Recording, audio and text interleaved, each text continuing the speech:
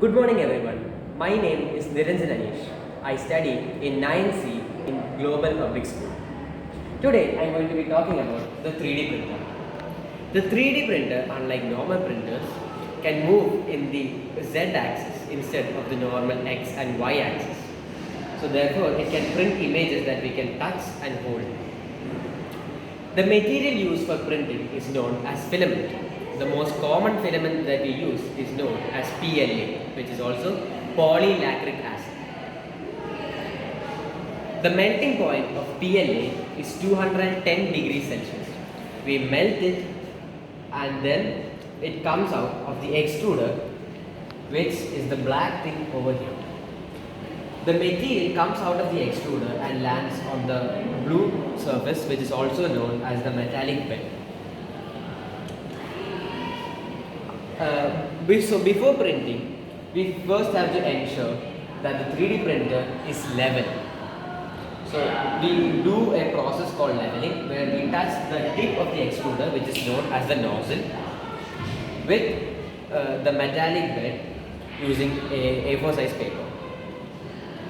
And after we finish leveling, we move on to preheating this.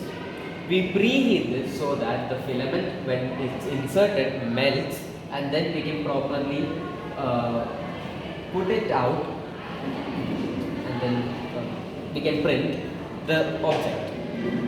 So after we do the preheating, we can move on to inserting the filament.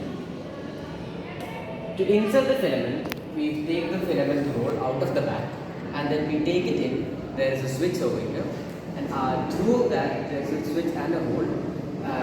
We take it through that, and then we put it in to the top of the extruder.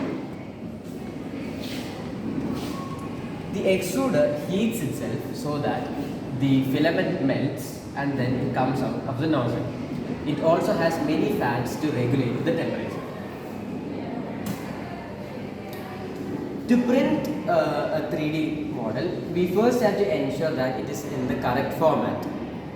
The format for this is called G-code. So while the normal printers use file types of JPEG and PNG, 3D printers use the file type called as G-code. So after we have the file in G-code, we will select it from the screen over here, and then we will print it out.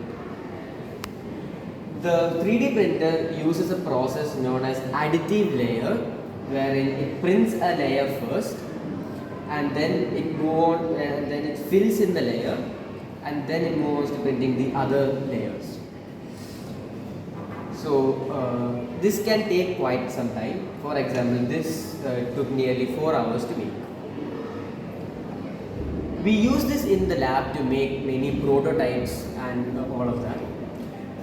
If we use some other material, for example wood, it would generate a lot of waste as well.